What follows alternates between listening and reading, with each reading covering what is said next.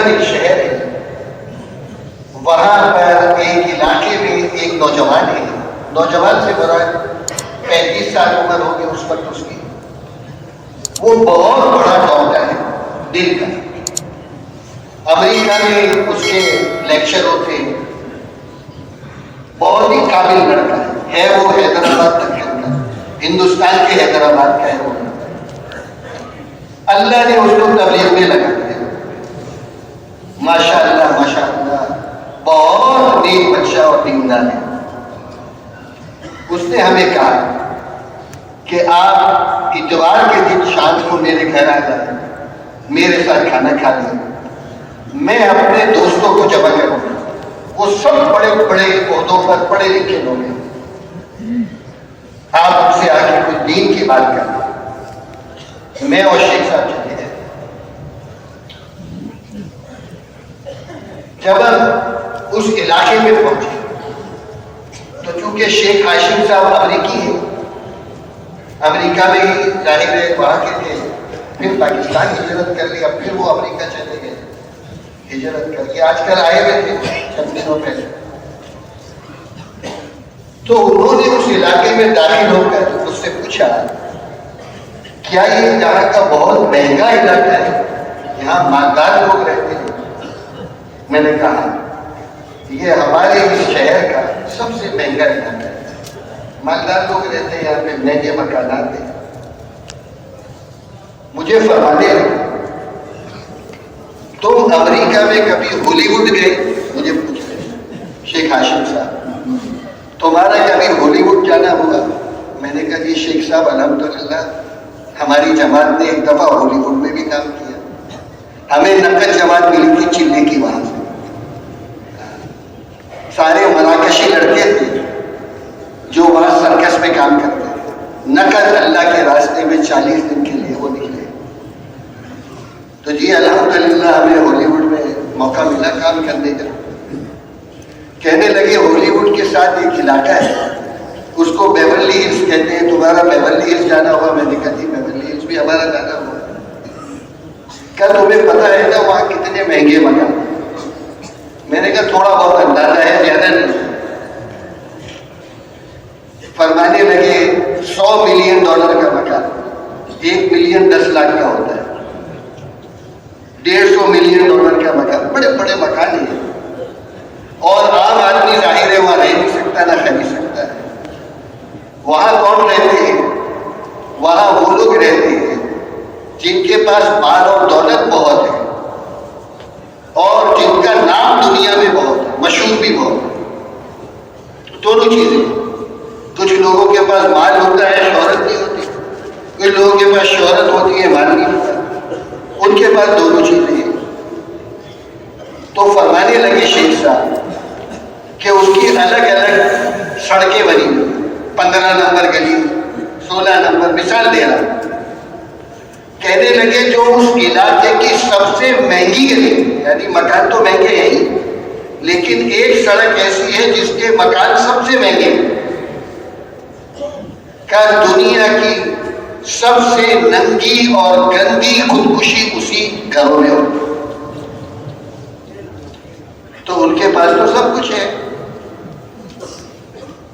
اور جو آدمی خودکشی کرتا ہے تو مرنا آسان ہوتا ہے؟ مرنا تو آسان نہیں ہوتا، بہت مشکل ہوتا ہے، لیکن اس کو کوئی ایسی تکلیف ہے کہ وہ اتنی بڑی تکلیف اس کو کم معلوم ہو رہی ہے اس تکلیف کے مقابلے میں، تب تو خودکشی کرتا ہے نا وہ آدمی، تب تو وہ خودکشی کرتا ہے۔ تو اس کا اطمینان، چین، سکون، عزت، اس کا تعلق اللہ تعالیٰ نے دنیا کی کسی چیز سے نہیں رکھا، بلکہ اللہ تعالیٰ نے اس کا تعلق اپنے مبارک دین کے ساتھ رکھا۔ کتابوں میں آتا ہے جب اللہ تعالیٰ کسی سے محبت کرتے ہیں، اپنے نیک بندے، ظاہر ہے اللہ محبت کریں گے تو نیک بندے سے کریں گے، تو آسمانوں کے اندر اعلان ہوتا ہے کہ اے لوگوں، فرشتے اعلان کرتے ہیں، فرشتوں میں اعلان ہوتا ہے اللہ ان سے محبت کرتے ہیں، فرشتوں کے دل ان کی محبت سے بھر جاتے ہیں، پھر فرشتے اعلان کرتے ہیں آسمانی دنیا، اے لوگوں فلاں ابن فلاں سے اللہ بھی محبت کرتے ہیں، اللہ کے فرشتے بھی محبت، تم بھی ان سے محبت کرو. تو کتابوں میں آتا ہے کہ اللہ کی طرف سے سارے انسانوں کے دلوں میں ان اللہ کے نیک بندوں کی محبت کو انڈیل دیا جاتا ہے اور ان کے دل اس کی محبت سے بھر جاتا ہے. تو یہ اللہ نے براہ راست اپنے دین کے ساتھ رکھا ہے. ایک بات اور سناتا ہوں پھر میں اپنی بات پہ واپس آتا ہوں. آسٹریلیا کے اندر ایک سائنسدان ہے، سائنسدان کا بڑا سائنسدان بوڑھا ہو گیا. دیکھو میں جو یہ بات آپ کو بتا رہا ہوں انشاءاللہ اس میں کوئی فرق نہیں ہوگا. میں ادھر ادھر سے سن کے نہیں سنا رہا، ذمہ داری کے ساتھ سنا رہا.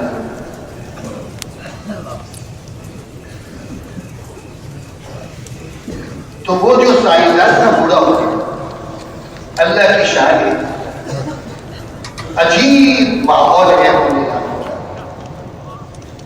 میں آپ کو صحیح بتاؤں، یہ مطلب نہیں ہے کہ وہاں نیک لوگ نہیں.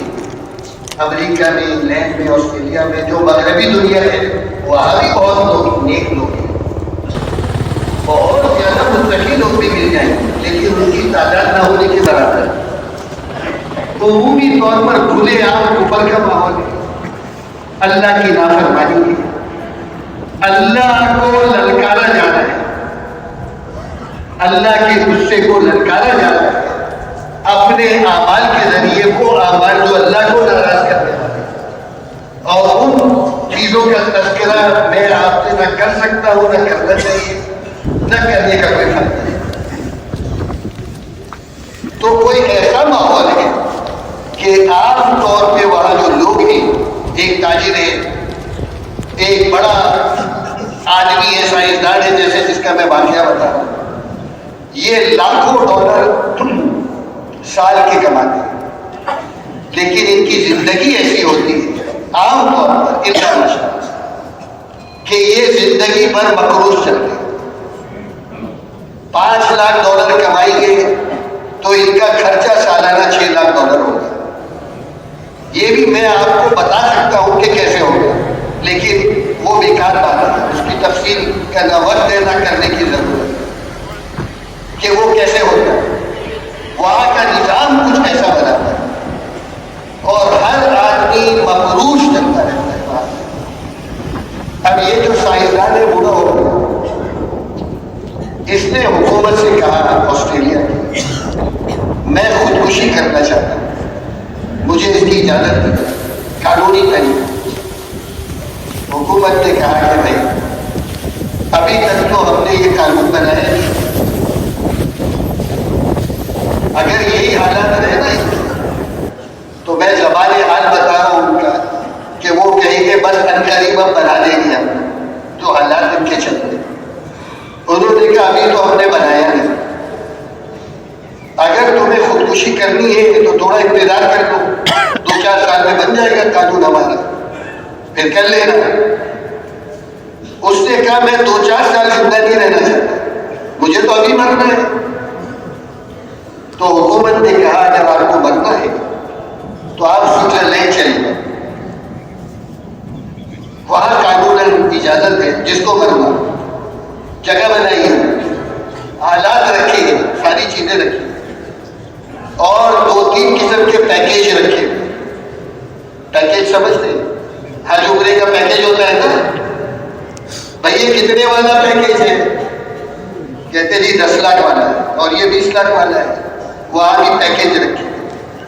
$10,000 میں مرنا ہے، $30,000 میں مرنا ہے تو وہ سمجھاتے ہیں تمہیں مرنے میں کیا سہولتیں اور فائدے ملیں گے، زیادہ پیسے دیں گے. میں سوئٹزرلینڈ سے گزرا تھا لیکن جانے کا موقع مجھے نہیں ملا تھا. پچھلے سال میں 2023 اکتوبر میں ہمارا جانا ہوا. جب ہم داخل ہوئے اٹلی سے تو جو ظاہری نقشہ تھا وہ واقعی ایسا تھا کہ واقعی بہت خوبصورت ملک ہے. لوگ کہتے ہیں بہت خوبصورت ہے، تو بہت خوبصورت ملک ہے. بڑے بڑے فارم ہیں، موٹی موٹی گایا 50-50 لیٹر دودھ دیتی. ہاں دودھ کی ٹنکی ہے, ظاہر ہے آب و ہوا اچھی ہے, چارہ اچھا ہے تو گائے ہوتی ہے, تو ظاہری حالات میں نظر آ رہے ہیں بہت ہی خوشحال ہے, لیکن حال ان کا کیا ہے؟ تو خیر انہوں نے وہاں جگہ بنائی دی ہے, آپ اس عمارت میں چلے جائیں, ہاسپٹل کہنا تو مناسب بھی نہیں ہوگا, اس ہاسپٹل نمائش جگہ بنائی. اب یہ جو بوڑھا تھا آسٹریلیا کا, اس کو مرنا تھا, پیسے نہیں تھے اس کے پاس سوئٹزرلینڈ جانے, اس نے اعلان کیا کہ میں سوئٹزرلینڈ جانا چاہتا ہوں مرنے کے لیے. تو لوگوں نے خیرات کی کہ ہمیں بھی ثواب ملے گا. ہمارے ہوتا ہے نا, حج میں جا رہے ہیں عمرے میں, چلو بھائی اپنا حصہ بھی پڑ جائے, عبادت کرے گا تو اپنے کو بھی ثواب ملے گا. یہ حقیقت آپ کو بتا رہا ہوں. اس آدمی کو انہوں نے جہاز کا ٹکٹ دیا لوگوں نے, اور اس کی لڑکی اس بوڑھے یہ اس کے ساتھ تھی, اور لوگوں نے اس کا پورا پیکیج کا خرچہ بھی دیا کہ بھائی تو مرنا چاہ رہا ہے نا, تو اچھا کام کر رہا ہے, لے ہم بھی تجھے اس میں مدد کریں. یہ بوڑھا پہنچ گیا وہاں وہ بٹھاتے ہیں آدمی کو جب وہ, اور اس کے بعد اس کو بتاتے ہیں کہ دیکھو یہ طریقہ ہے مرنے کا, ہم تمہیں ایسے ماریں, اب تمہیں یہ طریقہ پسند ہے, یہ طریقہ پسند. وہ کہتا ہے مجھے یہ طریقہ پسند ہے, یہ لو پیسے. اس نے پیسے دے دیے. اب وہ اخباری نمائندے آتے ہیں انٹرویو لینے کے اس مرنے والے, تو وہ اس انداز سے اس کو سارا بتاتے ہیں پہلے ڈاکٹر سارے مل کے کہ یہ انٹرویو ایسا دے جس سے لوگوں کو ترغیب ہو, اور 25-50 آدمی اس کا انٹرویو سن کے مرنے کے لیے آ جائے. یہ ہے وہ دنیا جس کے لیے جو کشتیوں میں بیچارے غیر قانونی طور پہ جا رہے ہیں. اللہ پاک ہم سب کو سمجھتے ہیں, کچھ تو ڈوب کے مرتے ہیں نا, جو پہنچ جاتے ہیں وہ اس سے زیادہ ڈوبتے ہیں, ان کے حالات ان سے بھی برے ہوتے ہیں عام طور پر. تو انہوں نے کہا کہ بھائی آپ کا انٹرویو کرنا ہے. پتہ ہے بوڑھا کیا کہتا ہے؟ بوڑھا آدمی کہتا ہے جتنی دیر میں تم میرا انٹرویو کرو گے نا, 5 منٹ 10 منٹ, میں اتنی دیر بھی زندہ رہنا نہیں چاہتا. میں انٹرویو نہیں دوں گا, مجھے ابھی مارو بس. یہ جو آدمی کہہ رہا ہے 10 منٹ بھی میں نہیں زندہ رہنا چاہتا, آخر وہ کسی تکلیف کے اندر ہوگا, کوئی ایسی تکلیف ہوگی اس کو. اور میرے محترم دوست, یہ بات نہیں ہے کہ میں اللہ نہ کرے میں مزے لینے کے واقعات آپ کو, قیامت کے دن ہم سے بھی اس کے بارے میں پوچھو.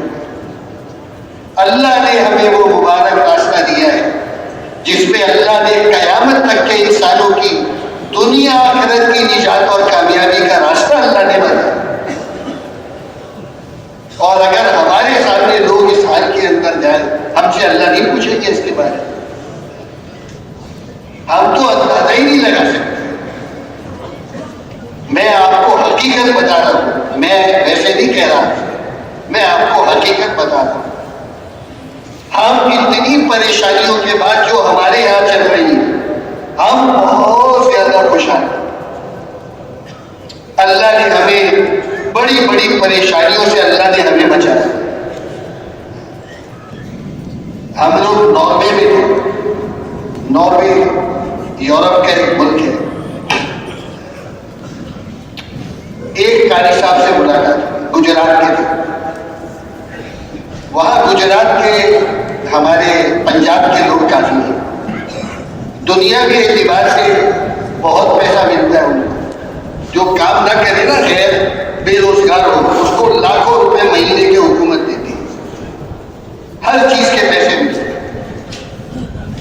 تو وہ اپنے رشتے داروں کو بھی بلا رہے ہیں, اور ہر آدمی چاہتا ہے کسی طریقے سے وہاں پہنچ جائے. ایک قاری صاحب نے کہنے لگے 3 سال پہلے میں یہاں آیا تھا, میرے رشتے داروں نے مجھے بلایا, بچوں کو قرآن پڑھانا کہ آپ قاری ہیں, آپ آ جائیں ہمارے. اب تو کوئی انتظام نہیں تھا وہاں. پورے ناروے میں کوئی कोई इस्लामी स्कूल नहीं, छोटे मोटे से मकतब, किसी कारी साहब के पास चंद बच्चे आगे पढ़ लिया बस, बाकी कोई बाकायदा इस्लामी स्कूल हो, कोई ऐसा बड़ा वो चीज नहीं। वो कारी साहब कहने लगे कि मैं तो बच्चों को 2-3 घंटे पढ़ाता था जब वो स्कूल से आ जाते।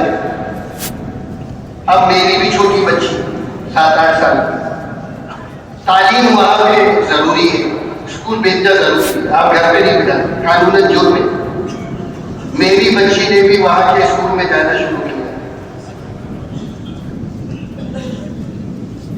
तो मेरी बच्ची थोड़े दिन पहले आई और वो आके कहने लगी कि अब्बा मैं लड़की नहीं हूं, मैं तो लड़का हूं।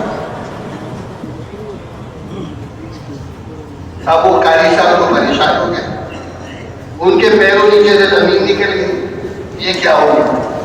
ये वहां का एक मुसीबत है आजकल आई, बहुत बड़ी मुसीबत। और कानून बना है कि अगर लड़का कहे मैं लड़की हूँ, लड़की कहे मैं लड़का हूँ, तो आप उसको माँ बाप आंख नहीं दिखा, मना करना तो दूर की बात है। और उस्ताद या कोई टीचर भी अगर आंख दिखा दिया तो ये कानून जुर्म है।